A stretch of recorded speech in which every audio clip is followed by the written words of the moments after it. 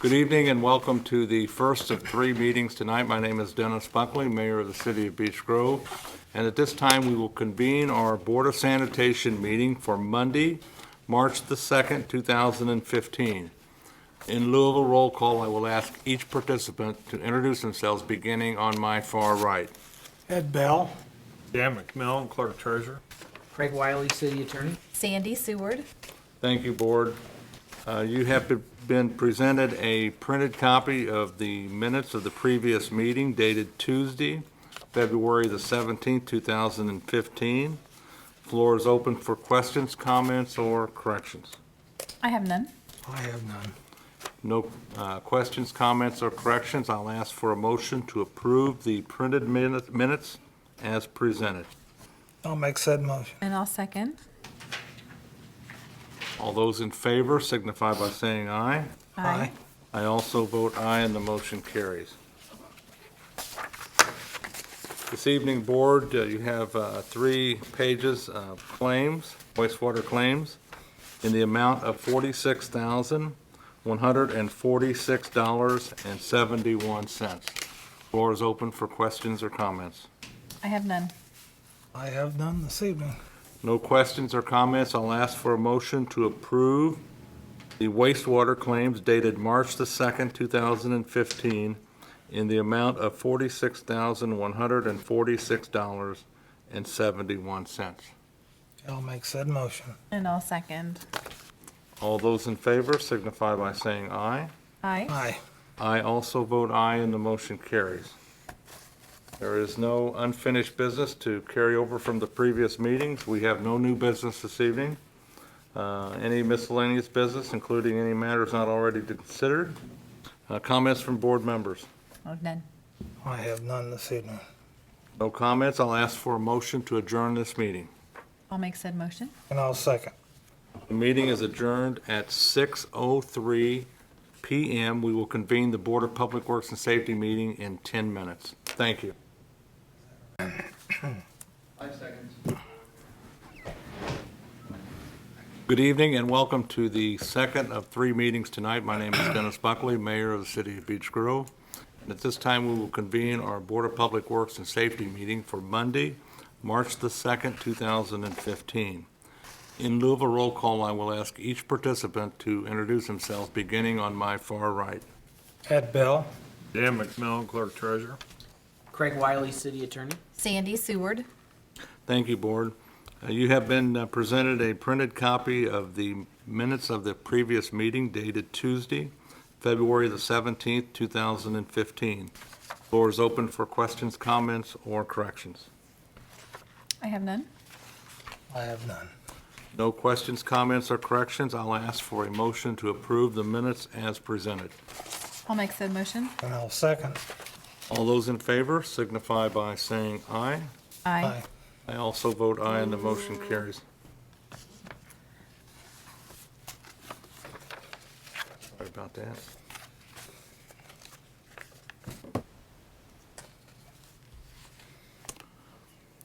We have a next order of business is claims.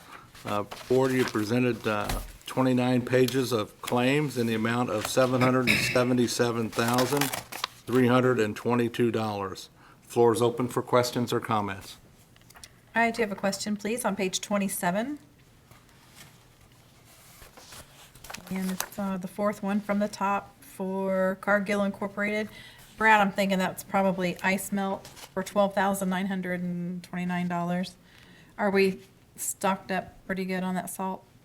Yeah, we have about half of a barn. I put in for another 140 tons, and I've got more left on the contract that I can order. Okay. My plan is to go into summer with it relatively full. Full, okay. All right, thanks, Brad. That's my only question. Thank you.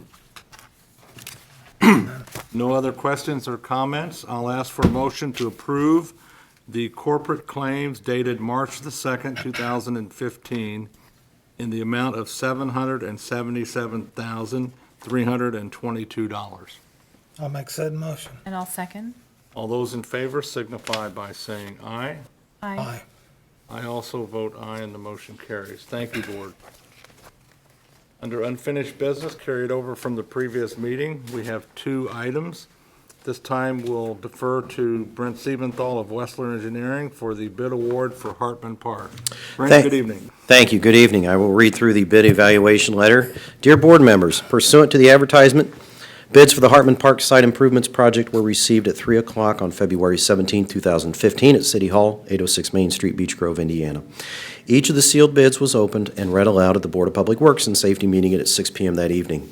9 bids were received. A copy of the official bid tab is enclosed. The contractors which submitted bids and the respective lump sum base bid amounts are as follows. I'm not going to read each individual bid since it's already been performed.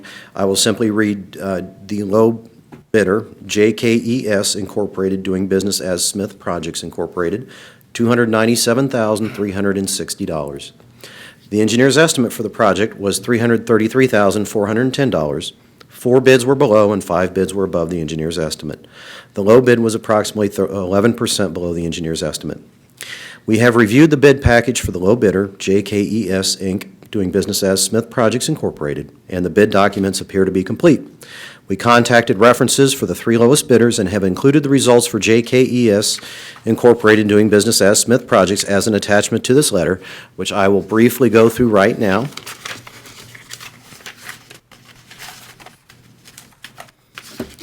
The first reference is a commercial reference. They performed mitigation projects, Dairy Queen, strip mall centers, gas stations, Dunkin' Donuts, various concrete and site projects. Contractor completed the work on time, no change orders to speak of, no problems on the project, satisfied to recommend the contractor, and they would award this contractor another contract. Other comments: the contractor has a personal touch when involved with the products, and the contractor's bids are very thorough. The second reference is a municipality. What kind of project did the contractor do? Parking lot, pervious pavement. Did the contractor complete the work on time? Yes. Were there any change orders? No. Were there any problems? No. Were you satisfied enough to recommend the contractor? Yes. Would you award this contractor another contract? Yes. And in the comments section, it seems that storm sewers and parking lots are their strong suit. This was a municipality. Another reference is a commercial reference. They performed Dairy Queens, Dunkin' Donuts, and other site work projects. Contractor completed the work on time. There were change orders due to the owner and not the contractor. No problems on the project. Satisfied to recommend the contractor, and they would award this contractor another contract. Other comments: highly recommended. They will continue to use Smith Projects for their work. The next reference is another municipality where they performed 2 water main projects and 1 sanitary sewer project. The contractor did not complete the work on time. There were change orders, many of them initiated by the contractor. Many issues on the projects. They would not issue this contractor another project or another contract. Some of the issues where it seemed the contractor did not have much water and sanitary sewer experience to the projects. However, they do say the quality of the paving work was good.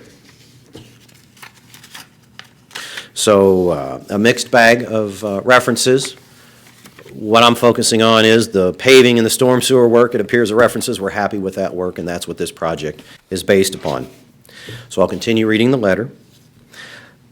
Based on the evaluation of their experience and qualifications, it appears they should be capable and qualified to perform the work required. Based upon a review of their financials, they appear to be in reasonable financial standing. Pursuant to the contract documents, the board may reject any and all bids or accept any bid as may be deemed by the board to be the lowest responsive and responsible bidder.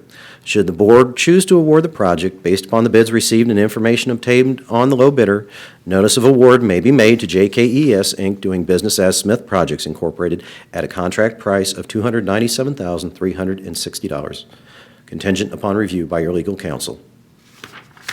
I'd be happy to answer any questions you may have. Thank you for the clarification. Appreciate it. Questions or comments from board members? Well, you clarified. I have Thank one question. I don't know if we talked about it at this meeting or in a pre-bid meeting, but you consider this a stormwater project? Yes, with some qualifications. There obviously is the parking lot work as well. But yes, it is a drainage improvements project, but it's also a site improvements project with the parking lot. The question is, or what we haven't done is gone through the exercise of determining how much of the project cost would be attributed to stormwater, which, considering we're accommodating most of the drainage out there, you could argue, well, this is primarily a stormwater drainage project with site improvements. Because I was going to use the stormwater funds to pay for this project.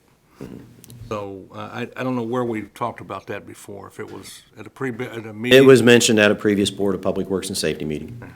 And there definitely is rationale for qualifying this as a stormwater improvements project. So the next step would be to meet with them, or at the next board meeting, come forward with a notice to proceed. Okay, so if the board so chooses to go ahead and award the contract to JKES Doing Business as Smith Projects, then the board would execute the notice of award. We will send that off to the contractor tomorrow, along with 3 originals of the agreement and a request for them to provide their bonds.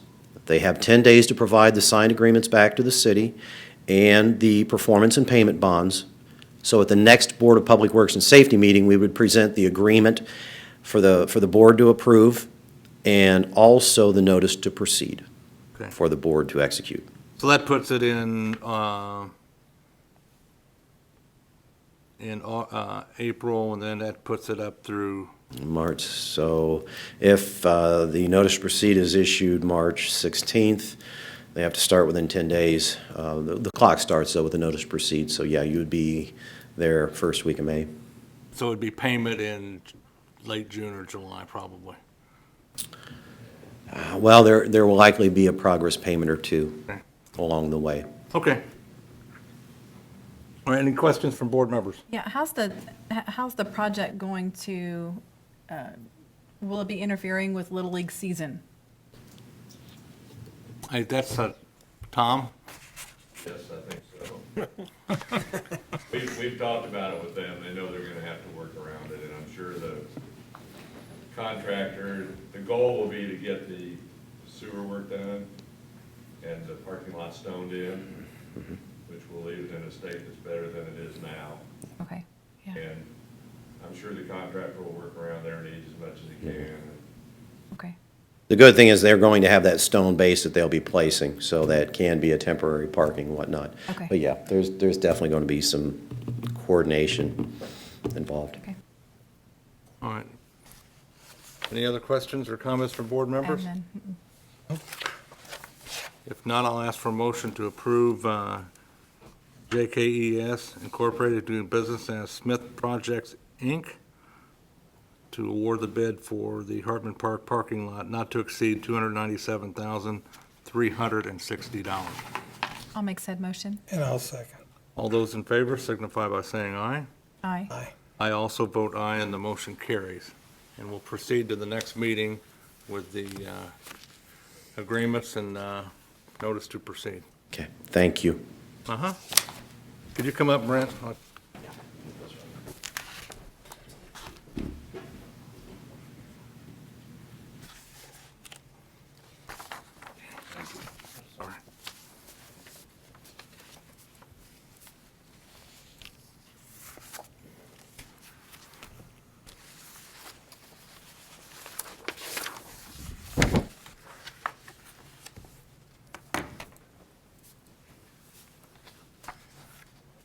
Next order of business is the stormwater plan review that we discussed at last meeting, and we deferred a decision until tonight.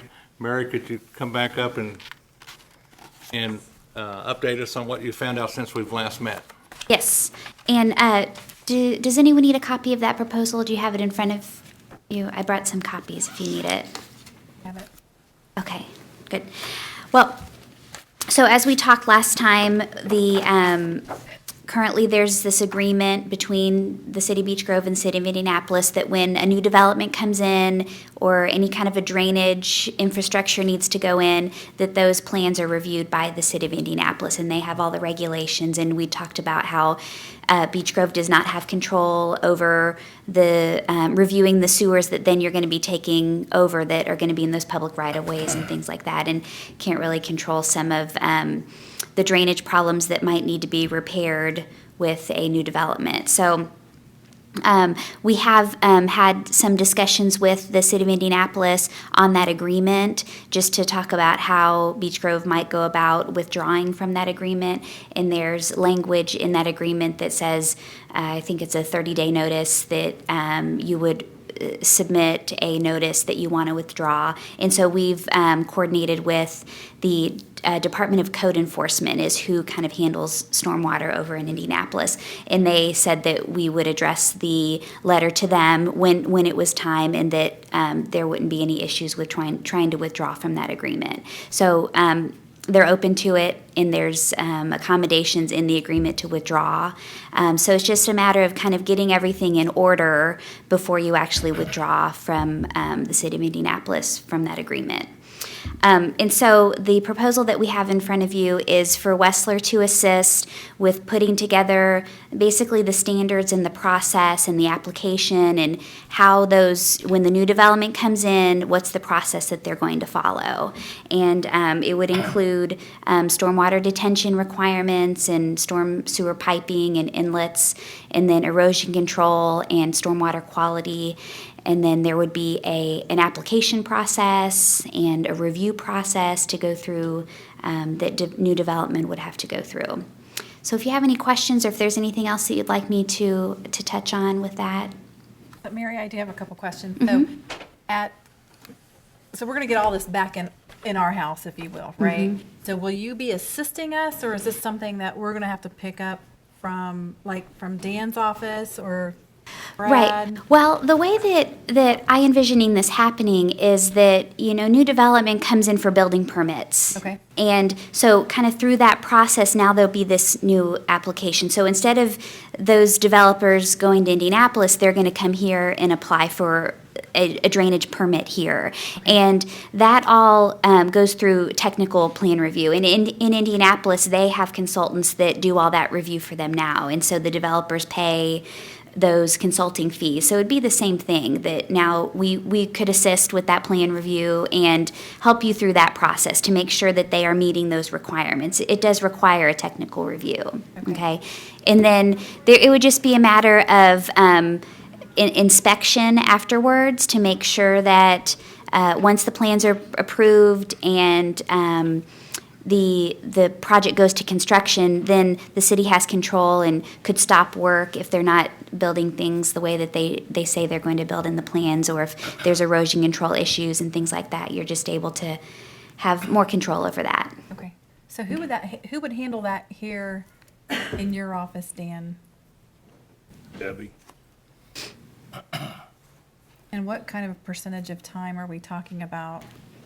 Well, if you think about it, it's not very often that there is a development that is, tearing down and rebuilding. Right. But I'm thinking of, when the Lowe's went in, or I can't remember some of those other developments that went in recently. But it's not very often that happens. Okay. But when it does happen, you'll, have control over it. Okay. So.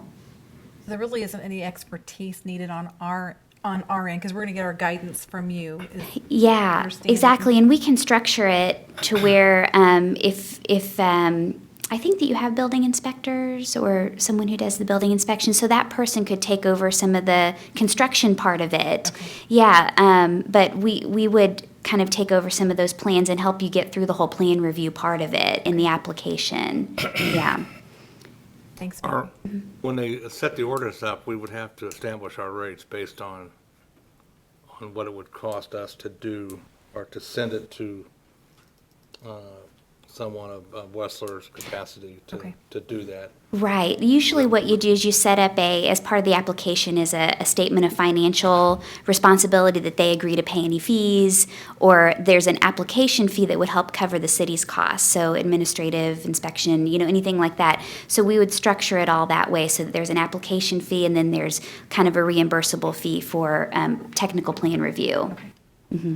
And that's very typical. That's what developers are doing now, but that's all going through Indianapolis, so. But that's what my question was. Was it more of a clerical role here in-house, or is it more from an inspector? So, Well, and we use, the building inspector actually pretty much gives us the rates what to charge on Okay. different things, so he can work in coordination with Okay, Exactly. Wessler also. It's kind of a three-way thing where okay. Exactly as Yes. What's that? Exactly as they do the sanitary. Okay, so it's similar to how the sanitary plan review happens now too, so Right. Thank you, Mary. you're welcome. And this would be based on an hourly rate that The we've already contract- approved for this year? Yes, right, the 2015? Yes. Yes. Right, so we set a not to exceed, and it's not a lump sum, it would just be hourly up to that amount. Okay. Mhm. Any other questions or comments? That's all I have. Thank you. Ed? No, Mayor. Now I'll ask for a motion to approve a professional service agreement between Wessler Engineering and the City of Beech Grove to develop stormwater manual and to process stormwater permitting. I'll make said motion. I'll second. All those in favor signify by saying aye. Aye. I also vote aye, and the motion carries. Thank you.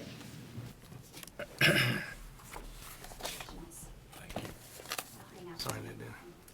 I think we did. Sure.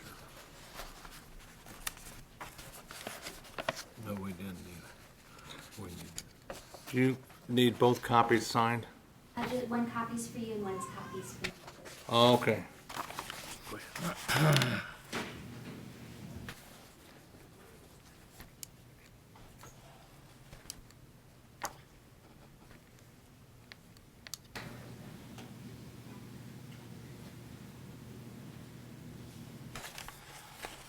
While we're doing this, any word from IDEM on the Clean Community Challenge update?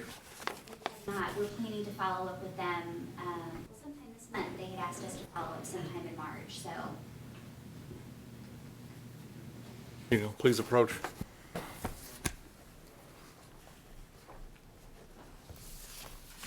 Thanks, Mary. Brent, thank you very much.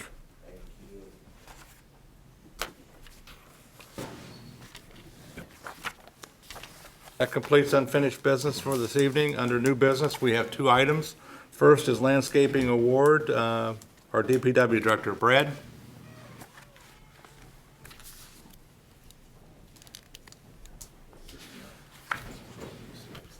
Easier to look at on one piece of paper, too.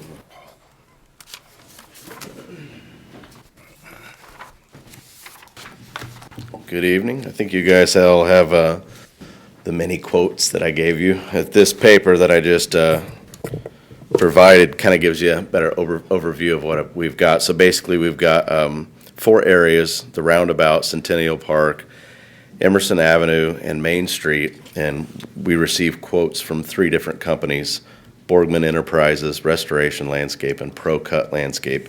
And then you can see with each area where the totals came in at for this is annually for 2015. And then I totaled them at the bottom. So almost did it as a lump sum, but I really kind of wanted to see what each area kind of flushed out at as far as cost. I think in the future, we'd like to budget for something like this moving forward.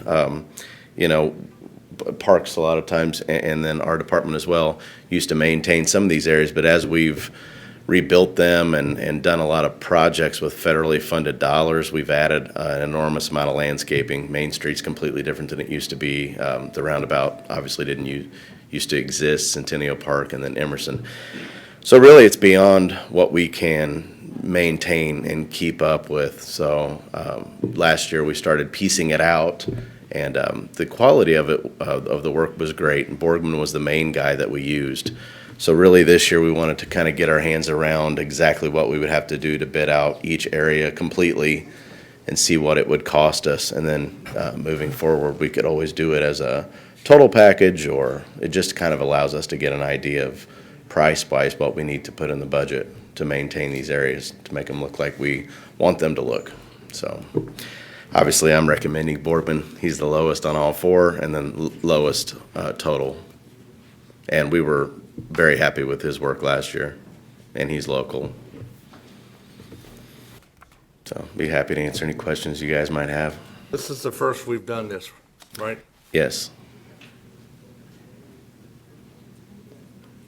Tom, any comments? You've worked with, on this landscaping. It's quite a job. Yes, and the price is all the prices you got seem reasonable, and I know that he's done a real good job for us in the past. It's a big help. Now, this landscaping, is this just for cutting weeds, pruning, or are Each, they going to each include quote, flowers? each planting? quote breaks down everything. There's a, if you have the actual quotes for each area and per company, I don't know if it was, I think it was provided. Well, we have Pro Cut landscape. And I've got them all if you want copies, Okay. but they each provide, it's a mixture of Okay. a little bit of mowing, some obviously some weeding. Some of them in the areas is actually plants that are provided. So it's basically anything you would need to upkeep the area. Then obviously there's, as the year goes on, if you have some plants that die or something, then that's something you would, talk at that time about maybe replacing a tree or something like that. But this is just general bed maintenance, pruning, like I said, a little bit of mowing, and it breaks it down per area. I've got that if you guys want it. I think I sent it into, It's in the packet. It's in there. okay, It's in there. okay. It's in there with the Pro Cuts on the first page, I have, okay. Open it up. and the other two are in each one. That's it. All the way. So, that's all right.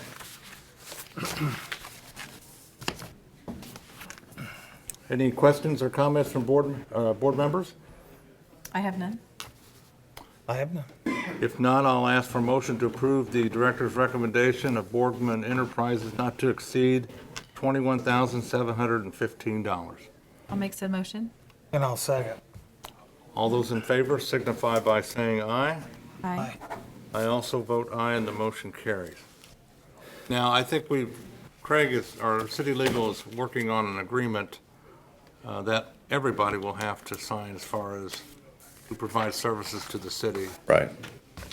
So he'll have to get with Brent, or you'll have to get with Brent on that as well. Okay. Sounds good. Thank you. Thank you, Brad.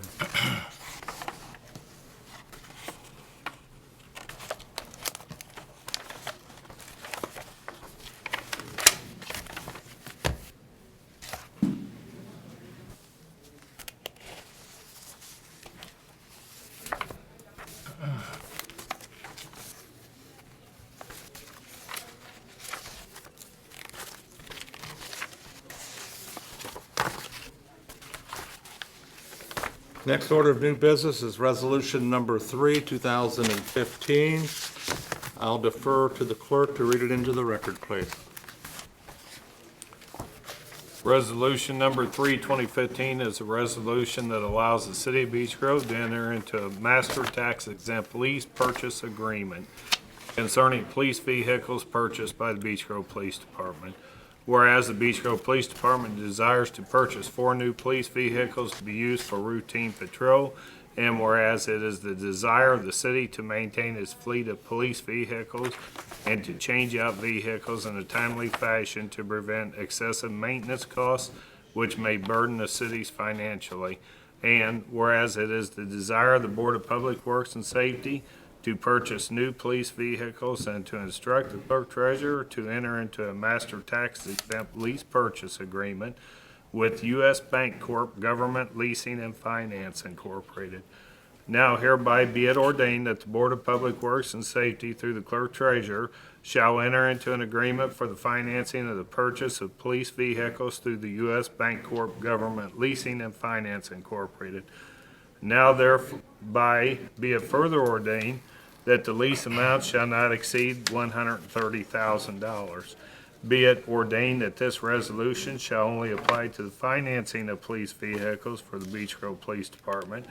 Be it further ordained that this resolution shall go into effect immediately after approval by the Board of Public Works and Safety, attested by the clerk treasurer and signed by the mayor.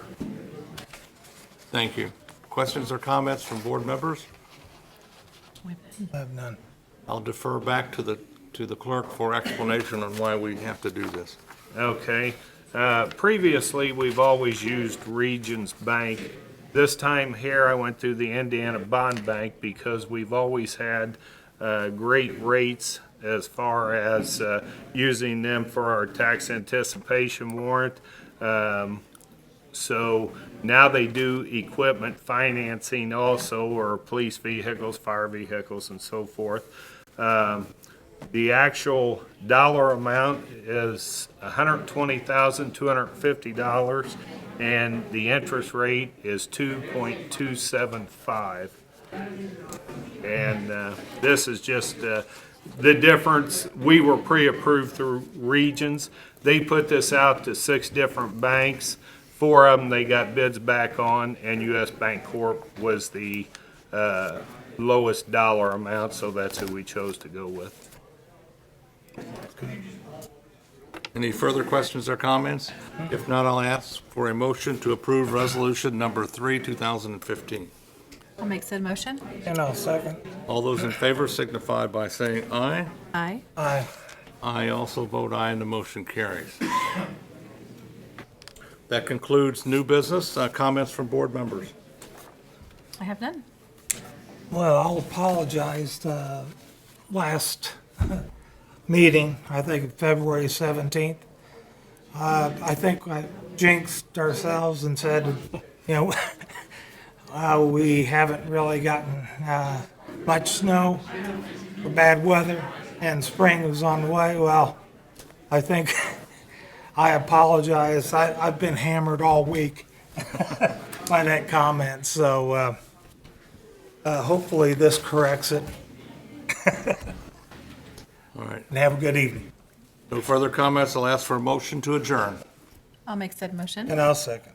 The meeting is adjourned at 6:40 PM. We will convene again on Monday, March the 16th at 6 PM in these chambers. The city council meets at 7 PM this evening. Thank you.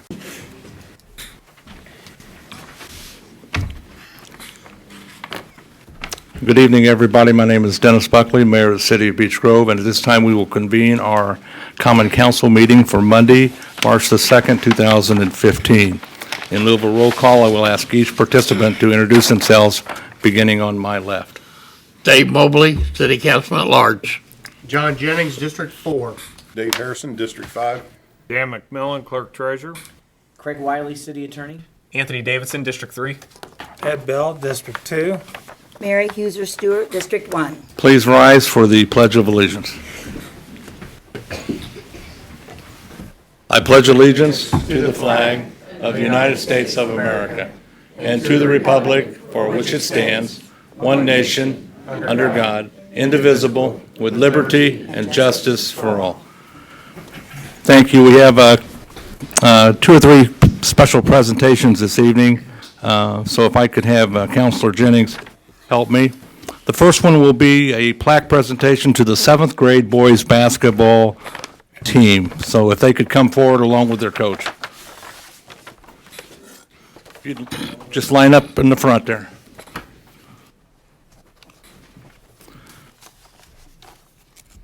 These young men carried on a fine tradition. They won their conference tournament.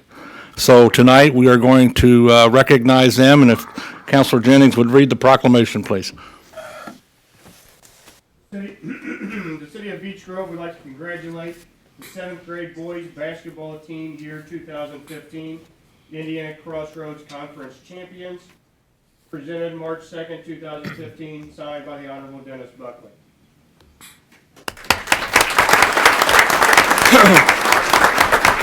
Coach, can you introduce your players, please? Jason, could you introduce your players?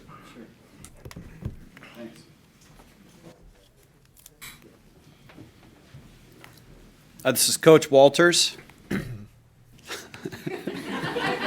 Sorry, first time doing this one. Jacob Whitney, Isaac Sinnott, Josh Copenhaver, Robbie-Ann McCauley, Caleb Arsenault, and Vin Pick. Thank you. Congratulations. Thank you very much. Thank you. Do you have pictures you want to take with the mayor? Sure.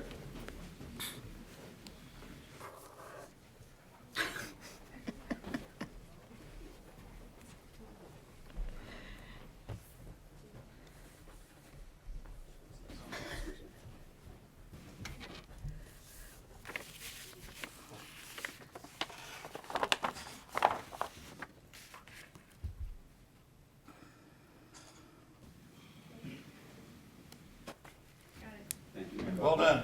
Thank you very much.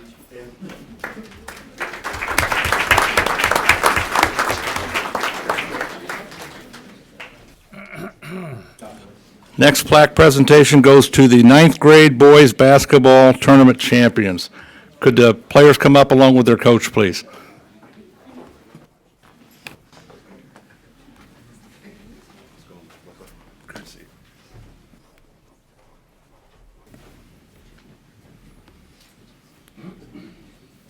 The City of Beech Grove would like to congratulate the freshman boys basketball year 2015, the Triton Central Invitational Champions, presented March 2nd, year 2015, signed by the Honorable Dennis Buckley. Congratulations.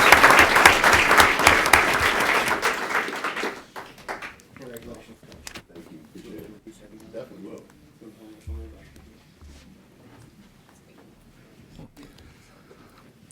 These young men right here, I've had the privilege to coach the last couple of years, and their win total this year was 15 wins and 5 losses, which also included a 6-0 conference record, which also made these young men conference champions as well.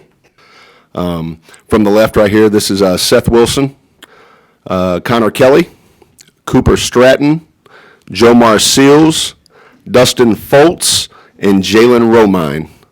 This was your freshman basketball team.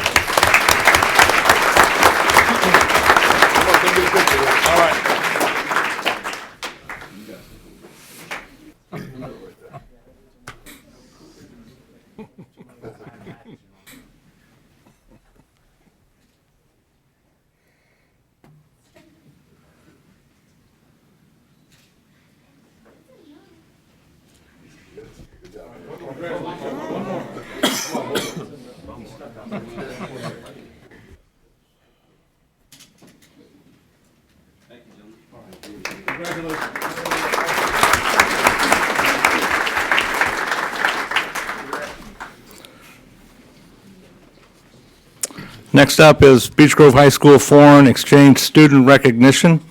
When they asked to be recognized, they sent me a list, and I sent them an email back saying, you're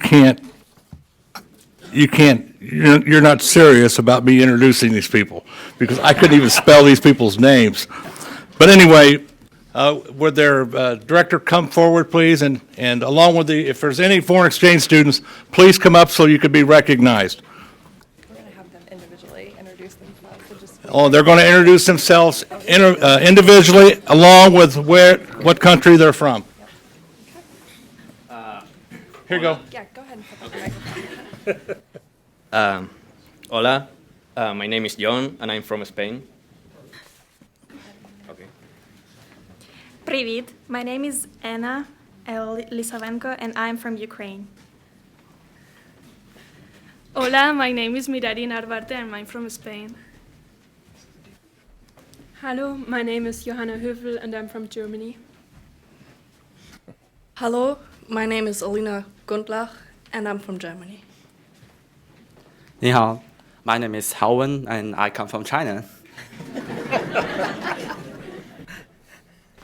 Hello, jag heter Axel. Well, my name is Axel, and I'm from Sweden.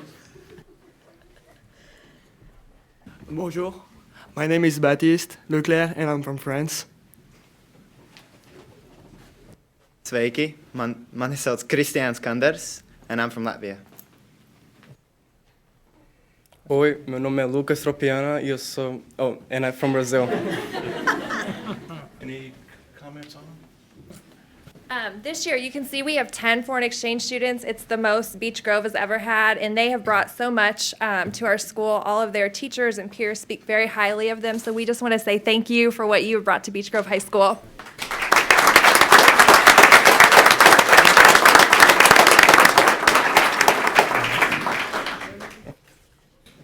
Sure. Come on, John.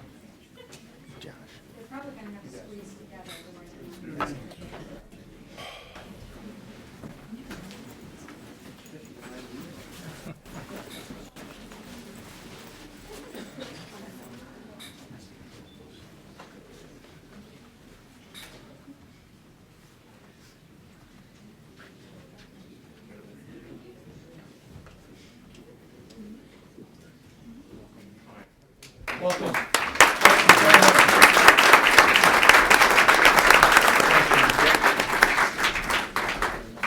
That was out of the way.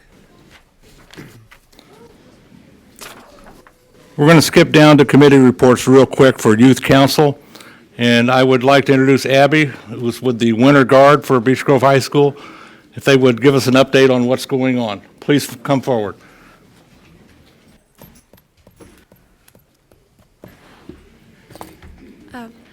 I'm Abby Malo, and I'm the captain of the AA Guard at the high school.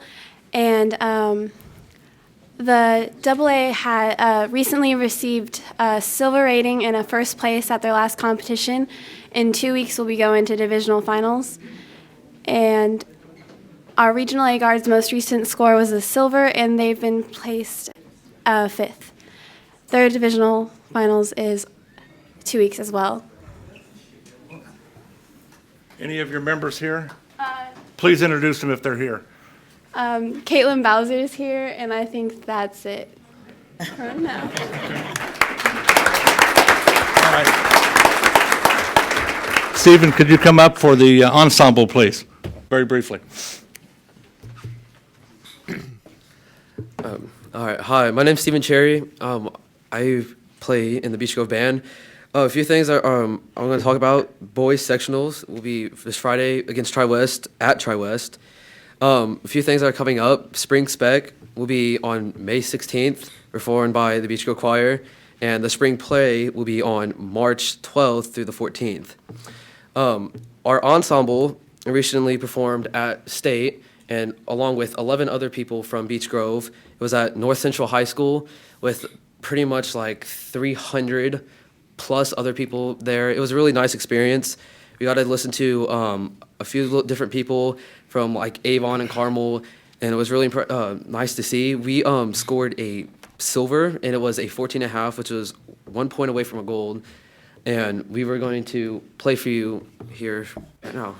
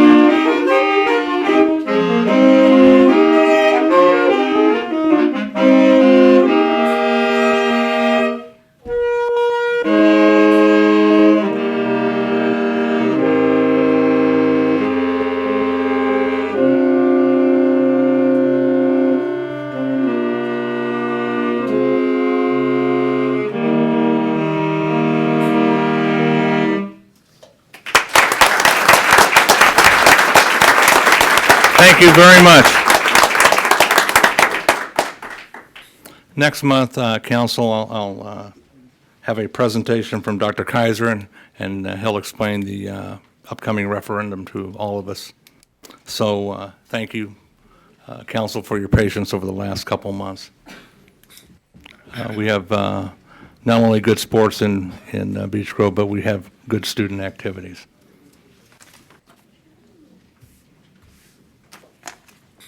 This time I'd like to introduce Dr. Frank Nerswicki for the comprehensive plan update to the council. Frank, it's good to see you this evening. Thank you. First of all, I'm not doctor, but that's okay. There you are. Okay, tonight I am. What I'd like to do tonight is actually give you a summary of the work that I've completed. My name's Frank Nerswicki. I'm with the Nerswicki Governmental Consulting, LLC. And what I've done is actually done some work for the Redevelopment Commission. And actually, this was paid for partly by the Redevelopment Commission, the Clerk Treasurer's Office, and also the City of Beech Grove. Basically, I was asked to go ahead and look at redevelopment issues within the City of Beech Grove. And you should have received a report, and if you haven't, I have copies for you.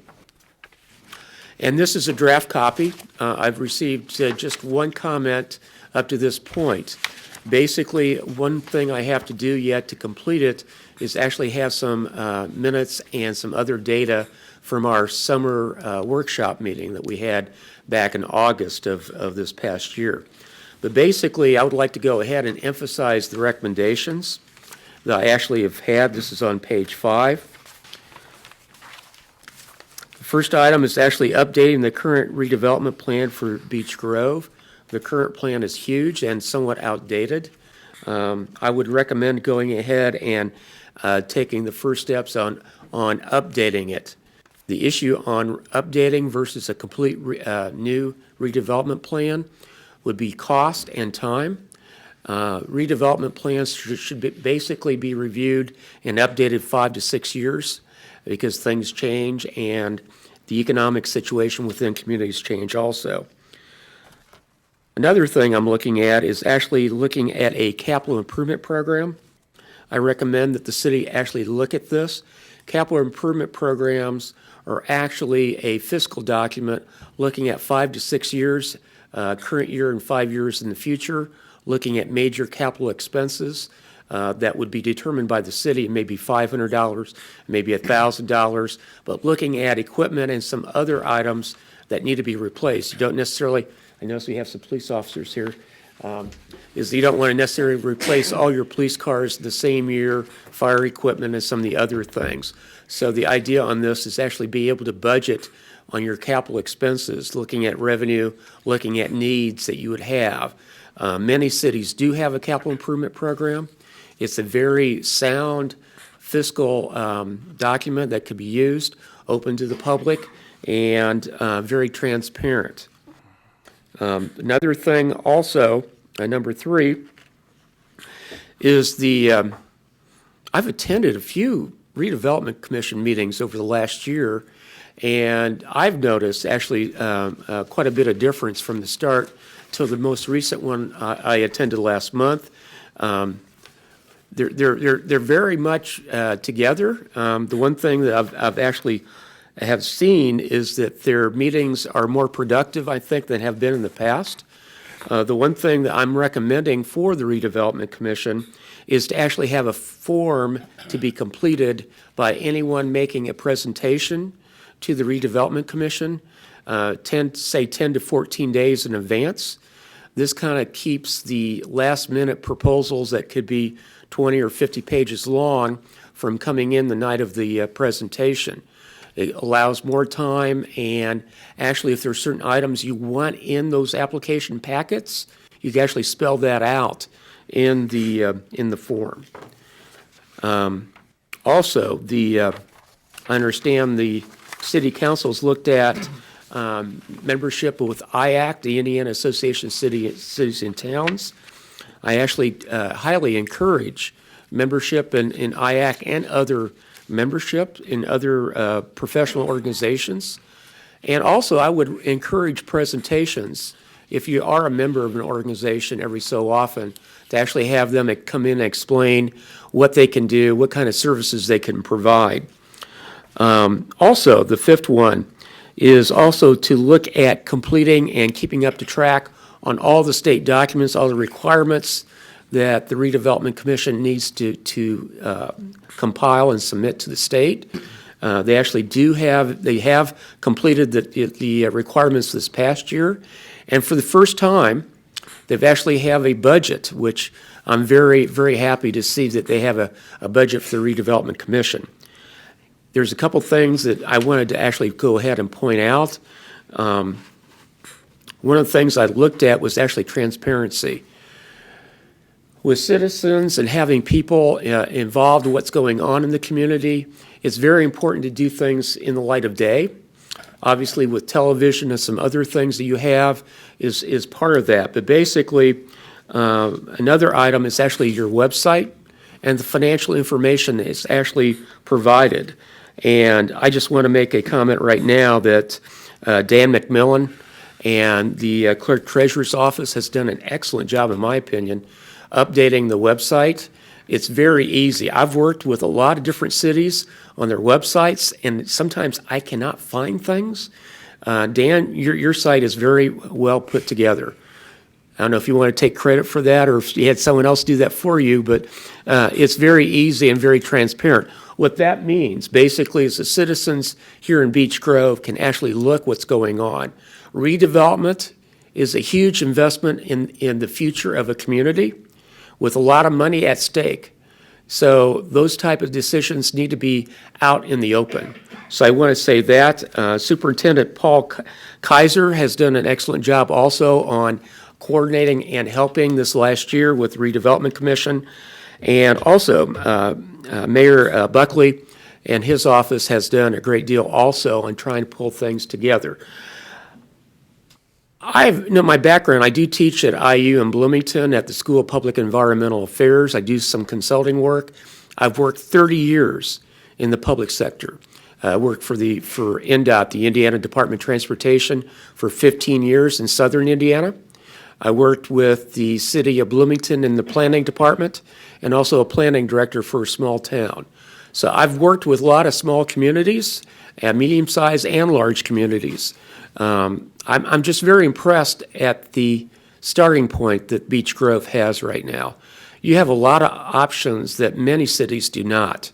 One of the things that was really interesting for me was the workshop that I held for the public. It was actually attended by 20-some people back in August of last year, talking about some of the issues of what you can do and what you can't do on a redevelopment commission, and also looking at vision statements, some of the things, what's really good about Beech Grove, what's some things we want to maybe improve on.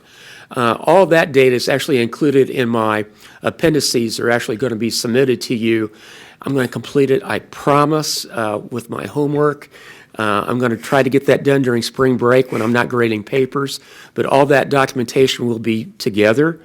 But one thing I noticed with that workshop was the amount of involvement this community has. You need to have champions. I could go ahead and work and have a document and give it to you, and it could sit right on a desk or on a bookshelf. Nothing could happen to it. It's completely up to the citizens of Beech Grove and their leadership to actually try to implement some of these items. I've seen some of the changes over the last year, and I've been impressed. But basically, it's not myself or any other consultant that may come in and actually try to assist you.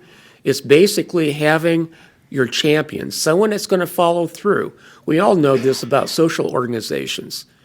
There's always the same person or set of individuals that do all the work, set all these chairs up, or actually clean up the dishes at a benefit concert, maybe for the band or something, a chili dinner.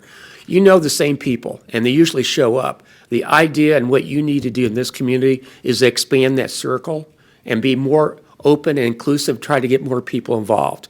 The more you do that, the more benefits you're going to reap. You're only a few miles from downtown Indianapolis. You have a small town field. You have a very nice Main Street. I know it was kind of difficult getting there because I did see some of that work being done over the last year or so. But you do have so many things going for you. You have an excellent school corporation. And that is, a lot of places I work with would love to have your school corporation. So the young individuals you've seen tonight, I think are an example of, and you could be proud of those individuals here in your community. It's up to you guys. It's what you want to make of it. And actually, I would try to include as many young people or different groups as you can. They bring some energy and some other things to the table. So at this point, are there any questions for me right now? Either from the city council or anyone in the public? Mayor, are your city council members always so quiet? They're stunned. Too many kids. No. I can't sing, so Sometimes it's good to be a good listener. Yes. Is there you have any questions at all? Okay, thank you very much. Thank you. Thank you so much, sir. On to the next order of business, Mayor Ballard's liaison. Welcome this evening.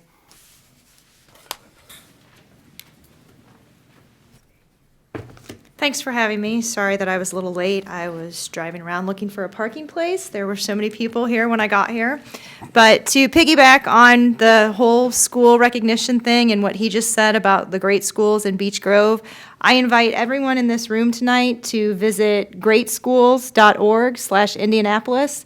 They are looking for people to leave feedback on the schools that their kids in the community and that their kids attend.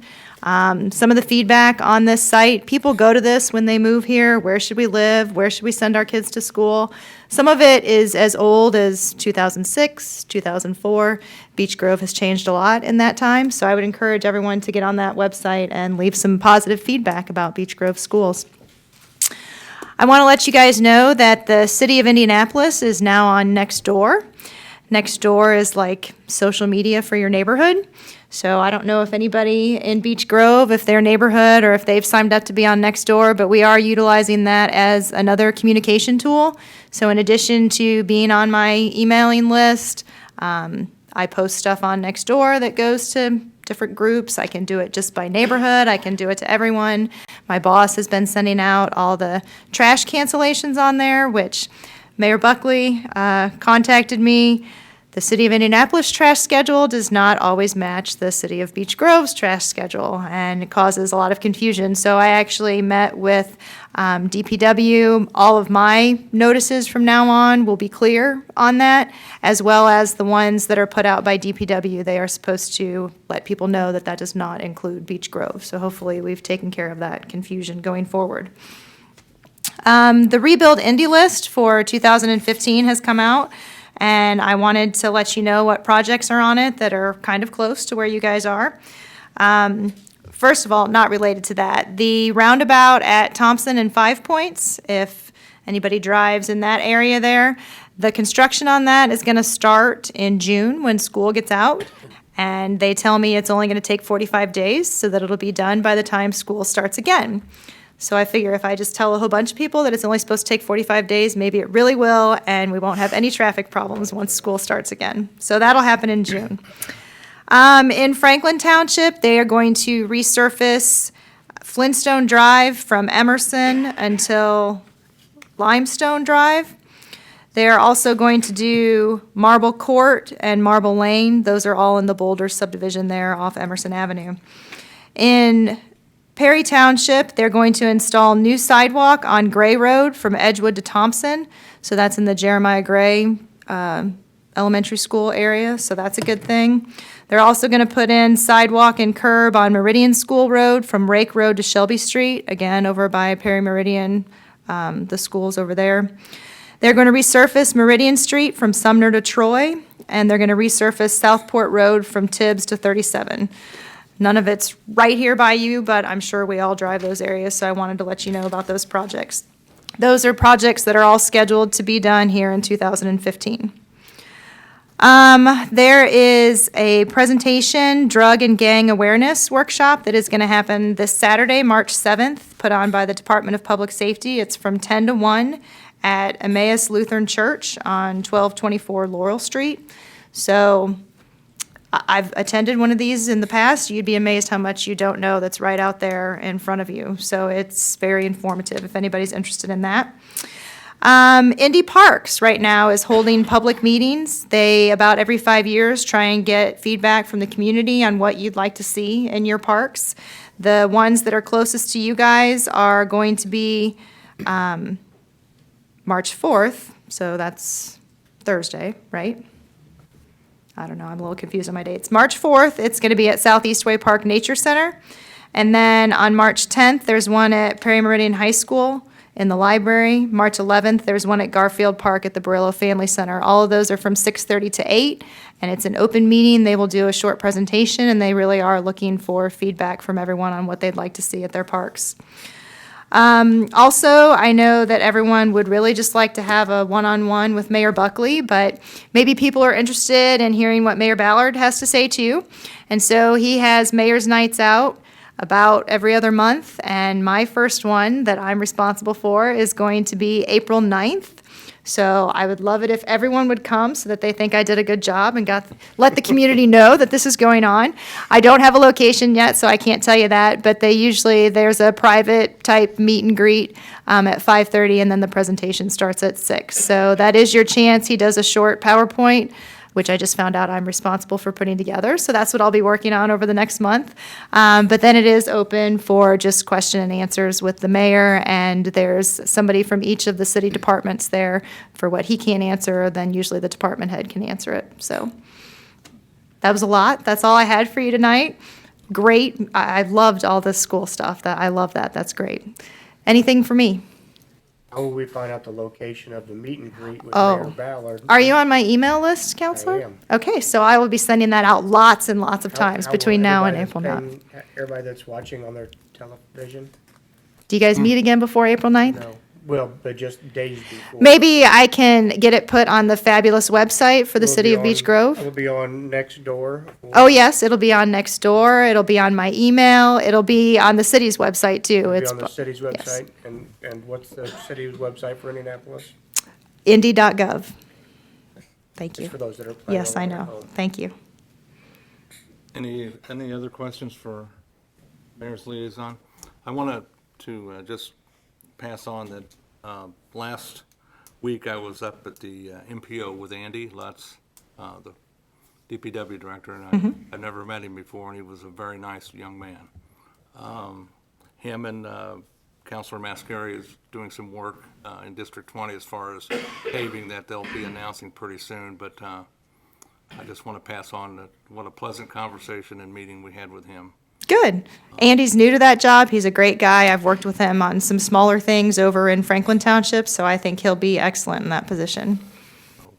I'm glad we're all working together. I like Yes. that. Thank you. Thank you. Thank you for all your information. Council members, you have minutes of the previous meeting dated Monday, February the 2nd, 2015. The floor is open for questions, comments, or corrections. Mayor, I have read and understand the Beech Grove City Council meeting minutes from Monday, February 2nd. I motion we accept as written. I'll second that.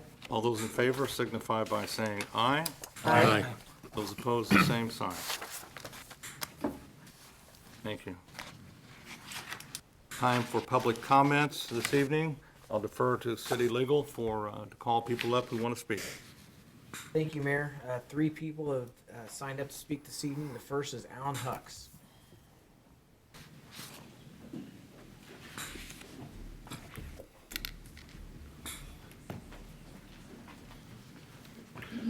Mr. Mayor, President of the Town Council, or City Council, I'm here to speak and request that the general ordinance that is coming before the Town Council tonight, 28214, that the council consider either not passing this ordinance on the third reading or tabling it for further consideration. Today, I represent Willow Glen South, which has 600 units, and Park Emerson, which has approximately 500,000 square feet of retail or industrial space and is responsible for about 500 employees in the Beech Grove area. With that, you can see that we are a member of the Beech Grove community and that we're here and we want to make sure that it's a good place to live and raise a family and work. We feel that the terms of the ordinance now are too broad and that if it is passed, it will lead to, well, what I would say is buying a lawsuit. We feel that it should be narrowed, and that I have met along with another one of my partners who represents the partner association or the apartment association with your legal counsel, and we've discussed this. We requested at that time that he take a look at this ordinance and try to narrow some of the terms so that you won't be buying what we feel is a lawsuit as to its enforcement.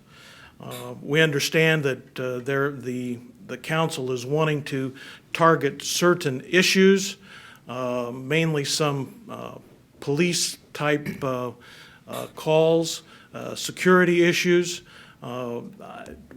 My two clients spend at this point in time, approximately $30,000 a year for private security in order to cut down on those types of runs and in trying to help out the police here in Beech Grove. I've been practicing for 40 years. I like to say I practiced preventative law, and I've had good relations with working with the city attorney in the past and the mayor. And I really feel that for the good of the city and for the good of my clients, that the council consider either withdrawing the existing ordinance with the thought of presenting a new narrower ordinance or tabling the existing ordinance. And so I would answer any questions if you have any questions. Questions or comments for Mr. Huxley? So let me ask you this. So you're wanting us to make it more, what's the word I want? Simpler? I would say simpler and more targeted to what you're really wanting to do. I think that it has been it was modeled after an ordinance that is extremely broad, and the terms are extremely broad, and that will generally lead to issues if you're trying to enforce it. Issues generally lead to lawsuits, and I believe that it could be narrowed so that those issues might not be as prevalent as they are as written today. Okay, I have two comments. First of all, that my word was detailed, was what I wanted to say was detailed. Number two, I feel kind of threatened by all of your threats with the lawsuit issue if we don't reread this. I'm not here to threatening a lawsuit. I'm just trying to give you information that based upon the reading of the lawsuit, whether to whomever it is enforced against, I believe that the terms of the lawsuit are such that it could create somebody contesting the ordinance as implemented, which in turn leads to litigation. Okay. Alan? Yes, sir. One of the things that I keep thinking about is, last year alone, our police department went to Walmart over 1,000 times. And every time they go there, it takes at least 2 police officers to mitigate what's going on there. And a lot of the times, they're calling us because someone is shoplifting a $50 or a $10 frame. So somewhere along the line, we have to stop. We have to do something different.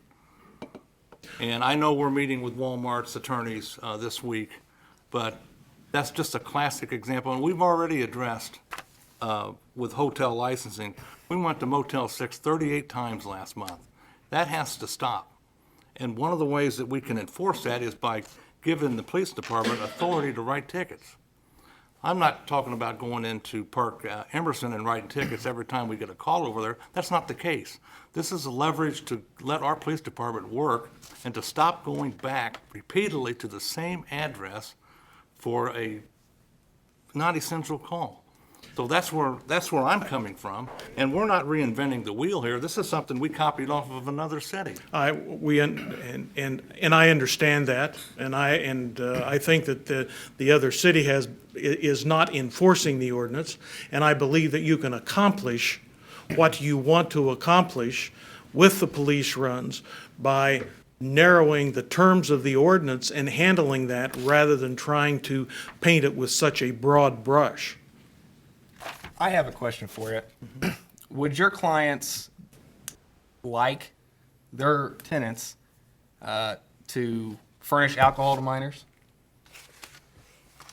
No. No.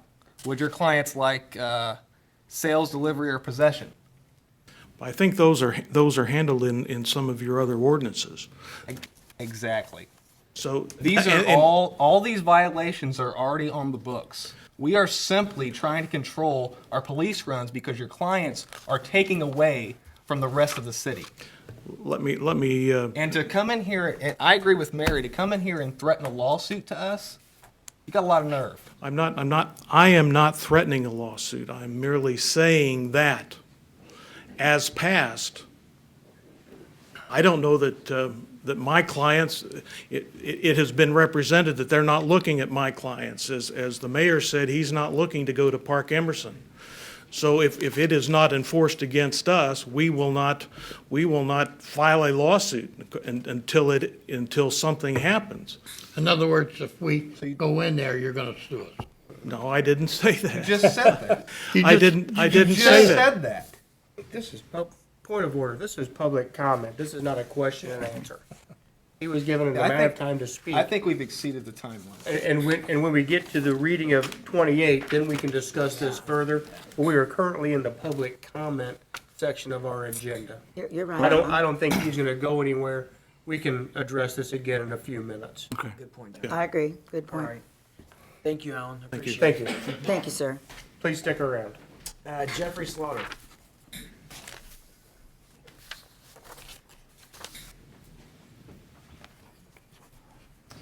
Good evening, Mr. Mayor and members of the council. Appreciate the opportunity to be with you this evening. My name is Jeffrey Slaughter.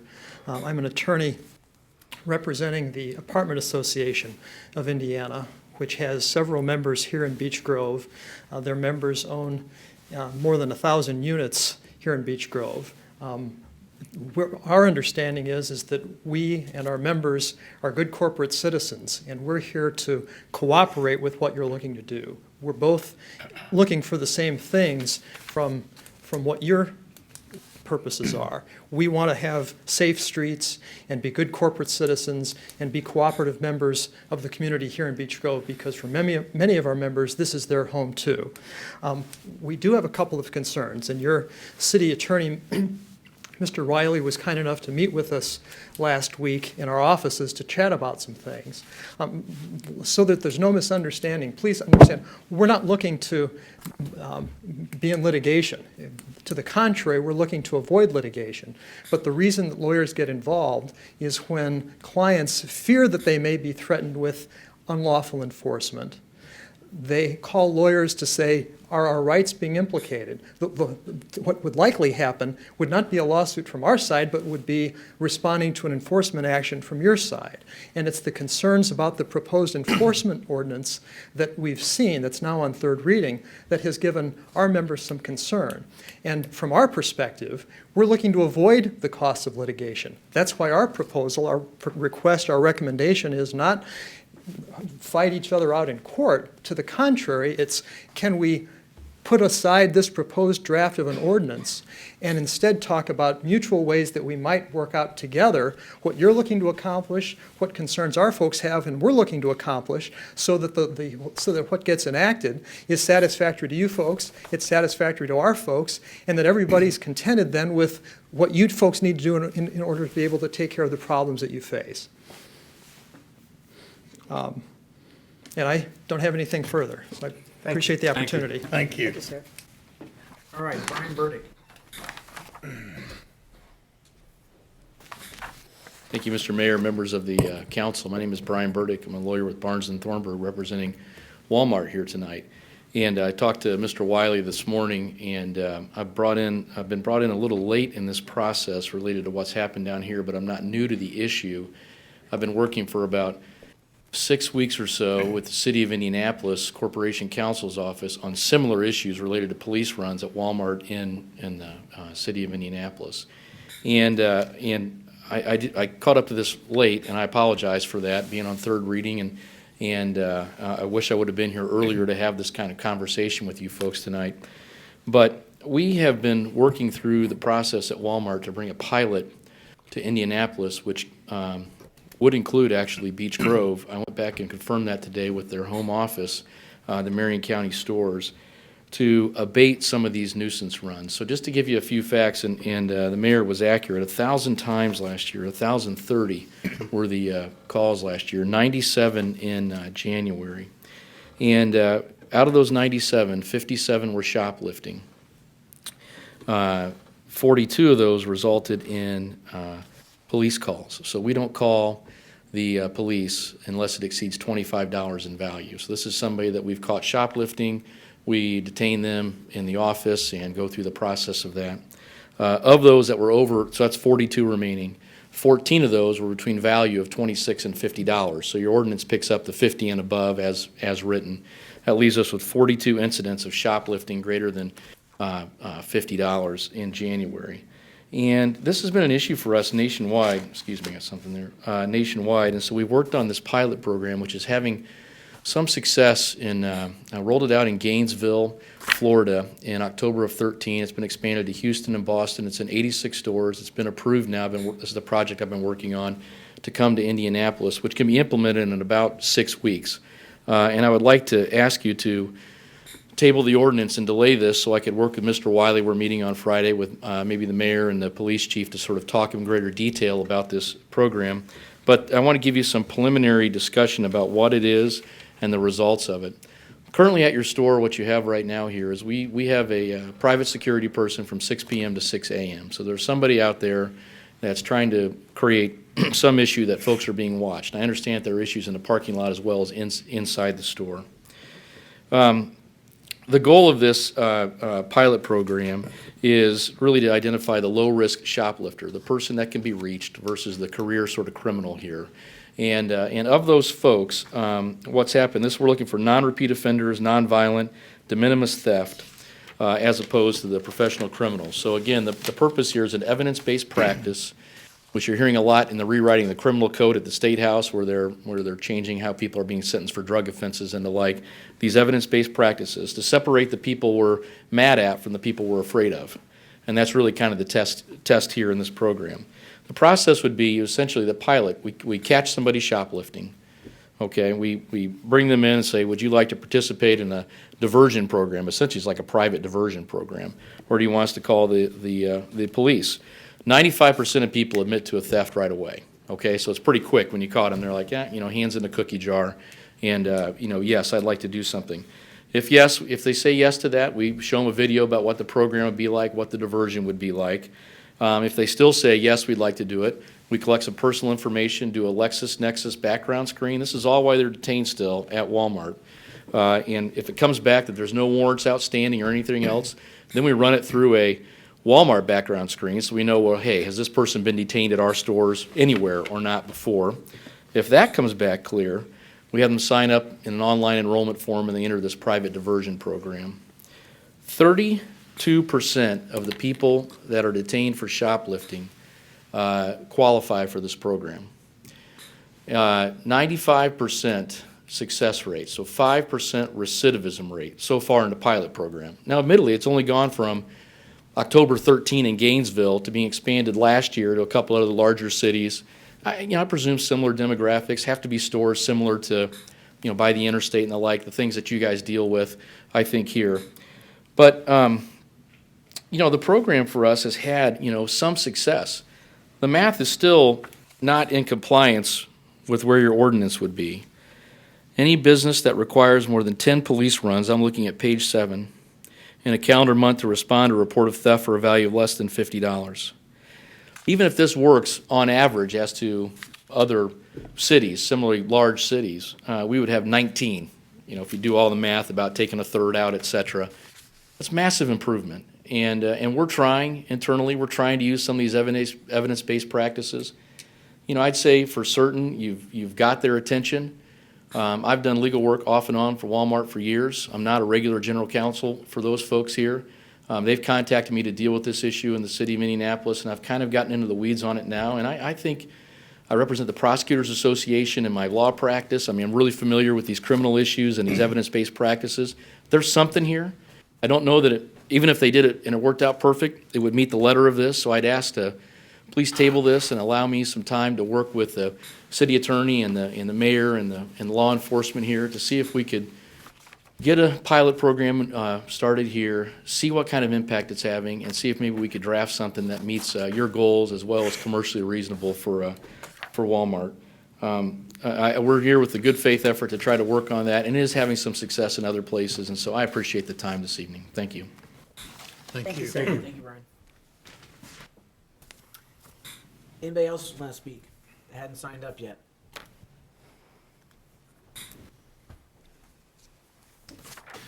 Good evening, Mr. Mayor and members of the council. My name is Chris Pryor with the Metropolitan Indianapolis Board of Realtors, and apologize I didn't get here early enough to sign up. I was battling trying to find a parking place out there as well with all the folks here tonight and the complication of added snow on top of it. But I'll just make a couple of very brief comments.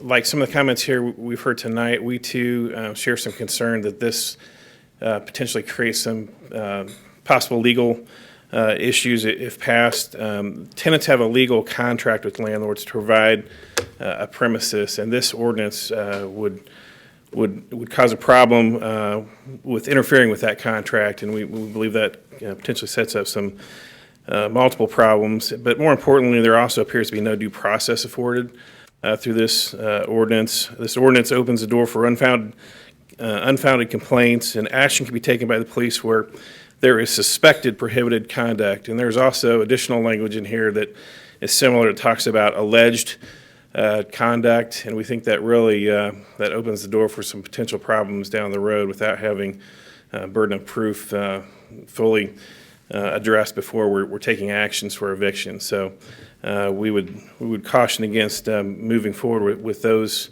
pieces of the proposal tonight, and we fully support actions to clean up nuisance properties. That certainly is not anything favorable for the city or surrounding property owners. We believe that there are currently numerous nuisance laws on the books, but if those aren't sufficient, we should first look to step up those regulations before heading down this road. So we understand where you're trying to go with this, and we'll hope that you maybe step back and take another look at this. We think the intentions may be good here, but we feel that this is maybe just the wrong approach. So we would just urge you to either table this proposal tonight or vote no. Thank you. Thank you, sir. Thank you. Is there anyone else who did not sign up who would like to speak? Not, that concludes the public comments. Council, to save time, committee reports, the clerk will pass out, and we'll move to unfinished business. I'll defer to the Council Pro Tem for the Greenscape Commission appointment. Ed? Thank you, Mayor. Late, I guess, last week, I found out that Aaron Sheridan, that we nominated and voted on last month, excuse me, after looking at her employment and some other issues, she decided to back off. So in saying this. I didn't get with you. I have time. So I feel not to really open up for nominations tonight, but defer it to April meeting, if there is no problem with that. And start back to the mayor. I'll second that. Okay. Table it till April. All right. General ordinance number 28, 2014 is up for third and final reading this evening. I'll ask a recommendation from the council. I'd like to ask a question to our council. How'd your conversation go? Very well.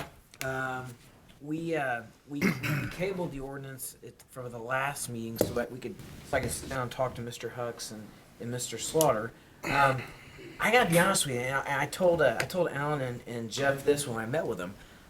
I'm surprised that the apartment complexes are up in arms, especially this Park Emerson. It's a commercial property. I don't think that the disorderly house ordinance is necessarily aimed at them. Are they within the definition? Absolutely, they are. But maybe the chief can talk. It's my understanding when our compliance folks have gone out there, the apartment complexes have been great. They've been very good citizens. They've been very responsive. Any issues we have are getting resolved on the ground like they should. So I don't know why the apartment complexes are up in arms about this. But am I right, Chief, about the apartment complexes being responsive, at least to the general nuisance ordinance we have in place right now?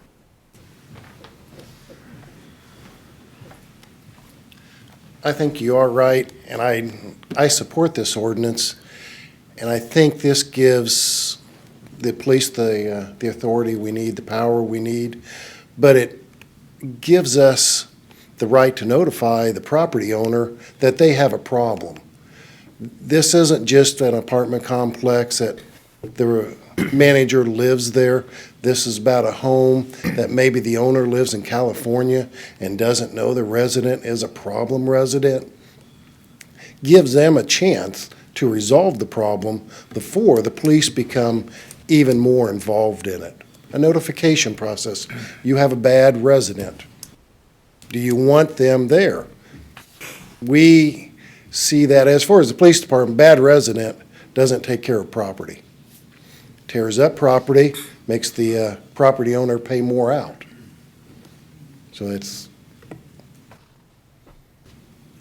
In your conversation with Mr. Lux and Mr. Slaughter, were specifics talked about on how we could narrow this? Would it make any sense to narrow this? I'm not sure how this could be narrowed unless we just redid the ordinance. I mean, and Alan and Jeff chime in. I don't want to mischaracterize our conversation, but they had proposed that they draft an ordinance that would deal with the commercial properties and some of the other things that this would also handle. But yeah, I don't think we want to limit ourselves just to commercial properties on something like this. Just as a reminder, this is our compliance folks are going to be enforcing this ordinance. This is a law enforcement tool. It'd be the police officers that would be enforcing this. So, thank you. Just one more comment.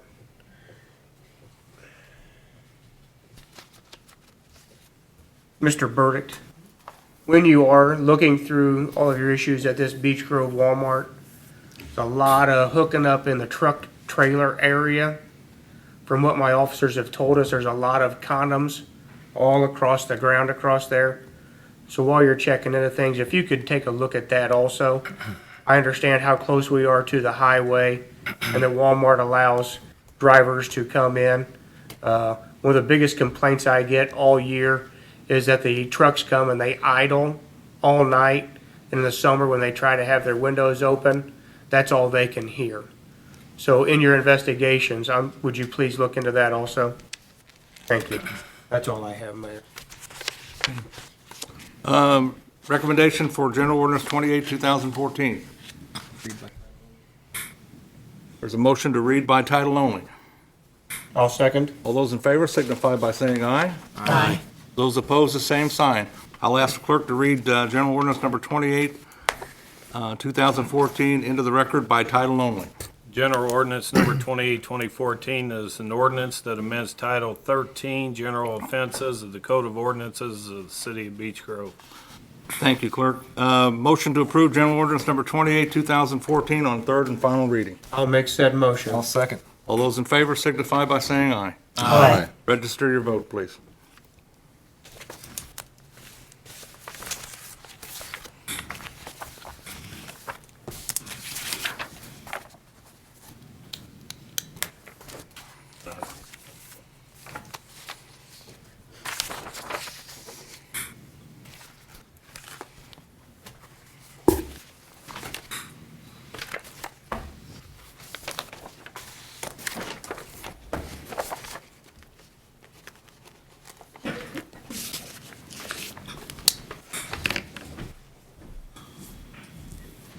Alrighty.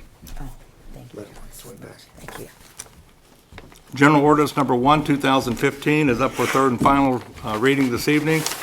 General Ordinance Number 1, 2015 concerns recycling. I'll ask for a motion to approve as presented. I'll make said motion. I'll second that. All those in favor signify by saying aye. Aye. Those opposed, the same sign. Please register your vote. Oh, was it by title only? But we need to go back and. I'm sorry. That was by title only? No. I'll make a motion to read by title only. Need a motion to waive the rules to read General Ordinance Number 1, 2015 by title only. I'll make said motion. Second. All those in favor signify by saying aye. Aye. And I'll ask the clerk to read it into the record, please. General Ordinance Number 1, 2015 is an ordinance that amends Chapter 96 of the Code of Ordinances for the City of Beech Grove pursuant to trash pickup. Thank you. General Ordinance Number 1, 2015 is up for third and final reading this evening. I'll ask for a motion to approve. I'll make said motion. Second it. All those in favor signify by saying aye. Aye. Those opposed, the same sign. Please register your vote.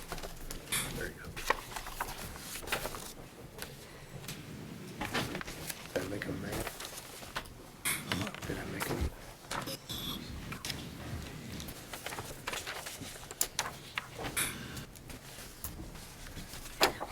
That's all right, they'll get over it.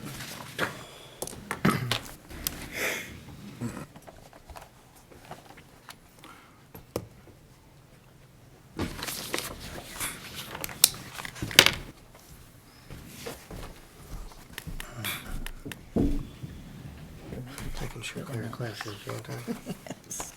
General Ordinance Number 2, 2015 is up for third and final reading this evening. This time I'll ask for a motion to waive the rules to read by title only. I'll make said motion. Second. All those in favor signify by saying aye. Aye. Those opposed, the same sign. I'll ask the clerk to read the, General Ordinance Number 2, 2015 is an ordinance that amends Chapter 39 of the Code of Ordinances for the City of Beech Grove pursuant to the Ordinance Violations Bureau. Thank you. General Ordinance Number 2, 2015 is up for third and final reading this evening. This time I'll ask for a motion to approve. I'll make said motion. Second. All those in favor signify by saying aye. Aye. Those opposed, the same sign. Please register your vote.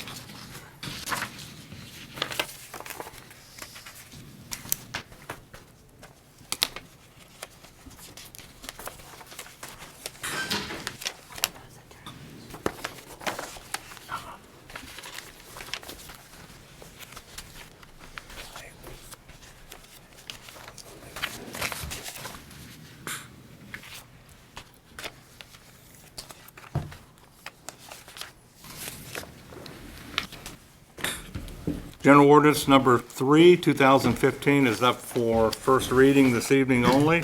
This time I will ask the clerk to read the ordinance into the record, please. General Ordinance Number 3, 2015 is an ordinance that amends Article 9 of the Personnel Manual for the City of Beech Grove concerning sick leave. Whereas full-time employees, regardless of what department they are assigned, unfortunately get injured and may receive an exposure which causes illness while under the scope of employment, and whereas full-time employees in every department with the exception of the police and fire departments are required to take sick time should an injury or illness occur while under the scope of their employment.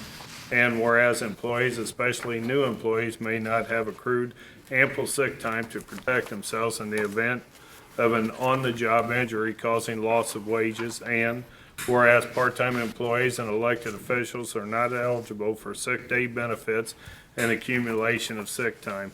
Now therefore be it ordained that the Common Council desires to amend the City of Beech Grove Personnel Manual, Article 9, Sick Leave, Section 2, Use of Sick Leave. Now therefore be it further ordained that the Common Council desires the following amendment to be inserted into City of Beech Grove Personnel Manual. Article 9, Section 2, Use of Sick Leave. Add the following new paragraph number 4. No sick days will be charged against any full-time employee if they are injured or become ill as a result of an exposure while under the scope of their employment. For police officers and firefighters, this would constitute a Class 1 or 2 covered impairment as set out in Indiana Code 36-8-8-12.5. For all other full-time employees not covered under the Indiana Code, the same benefit will apply. This benefit shall not exceed more than 180 calendar days without consultation with the city's appointed physician approval. Now therefore be it ordained that the Common Council desires to amend the City of Beech Grove Personnel Manual concerning sick day benefits for full-time employees. Now therefore be it further ordained that this ordinance only applies to the amending of Article 9 of the City of Beech Grove Personnel Manual.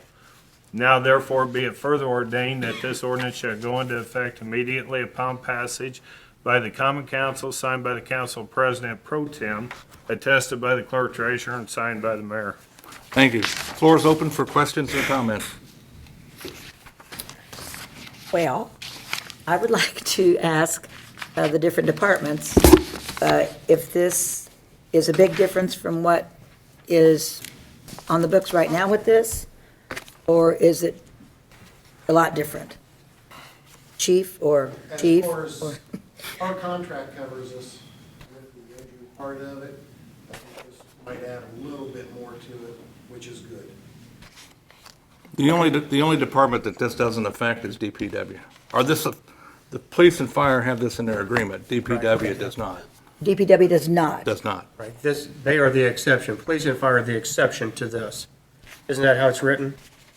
Well, I was confused, that's why I Okay. asked. So I think this is just giving them the benefit. If the DPW gets a hold of something rancid, they're covered. Okay, all right, got it. Thank you. Thank you, gentlemen.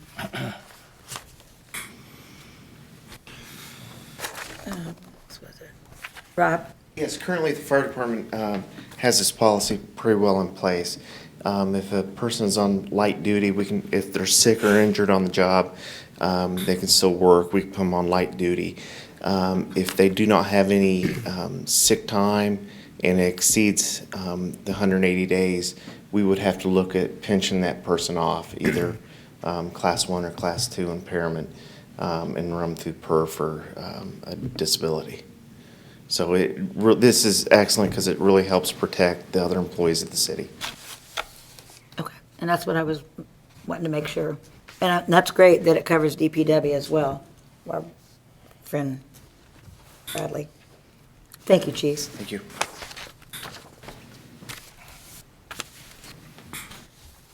Any other questions or comments? If not, I'll ask for motion to approve General Ordinance Number 3, 2015. I'll on make first that. reading only. I'll second. David. All those in favor signify by saying aye. Aye. Those opposed, the same sign. We will hear this on second reading at the April meeting. General Ordinance Number 4, 2015 is up for first reading only. At this time, I will defer to the clerk to read the ordinance into the record, please. General Ordinance Number 4, 2015 is an ordinance that amends Article 5 of the City of Beech Grove Personnel Manual concerning health insurance for full-time employees who become disabled as a result of their employment. Whereas full-time employees unfortunately become injured or suffer an exposure that could result in the separation of their employment, and whereas such employees who unfortunately have to retire as a result of any injury or exposure should have access to health insurance benefits, and whereas currently the city's personnel manual calls for the membership fees to be covered by the city, but needs better clarification, and whereas part-time employees and elected officials are not eligible for this benefit. Now therefore be it ordained that the Common Council desires to amend Article 5, Section 1, subsection C-1B of the City of Beech Grove Personnel Manual concerning health insurance benefits for full-time employees who become disabled as a result of their employment. Now therefore be it further ordained that the Common Council desires the following amendment be added to the city's personnel manual. Article 5, Section 1, subsection C-1B, delete in its entirety and replace with the following. B, should a full-time employee of the City of Beech Grove receive an injury or exposure while under the scope of employment which causes such employee to become disabled and separate from employment, the city shall proceed with and pay for health and other medical insurance coverage as follows. 1, 100% of the individual health insurance coverage at the current employee rate until they are eligible for Medicare benefits. 2, 100% of the member's deductible for individual coverage should the member participate in a health savings account. Any amounts paid by the city per the HSA shall be offset by any monies paid to the member to satisfy the deductible. 3, 100% of the individual dental insurance, if the employee has a dental plan at the time of the impairment, will be covered for 1 year only. 4, a premium for individual life insurance of $10,000 as it does for all other retired employees. 5, if the employee has additional health insurance coverage, child, spouse, through the City of Beech Grove, the member will have the option to continue paying that premium at the employee rate. 6, the employee shall be responsible for the payment of the premium and deductible amount of any family coverage not covered under the plan design. Should the employee obtain his or her own health insurance by other employment or otherwise, the city shall cease his or her individual coverage and/or health insurance coverage. Now therefore be it ordained that the Common Council desires to amend the City of Beech Grove's personnel manual concerning health and other benefits for full-time employees. Now therefore be it further ordained that this ordinance only applies to Article 5, insurance for the City of Beech Grove personnel manual, and not any other portion of the manual. Now therefore be it further ordained that this ordinance shall go into effect immediately after passage by the Common Council, signed by the Council President, attested by the Clerk Treasurer, and signed by the Mayor. Thank you, Dan. The floor is open for questions or comments.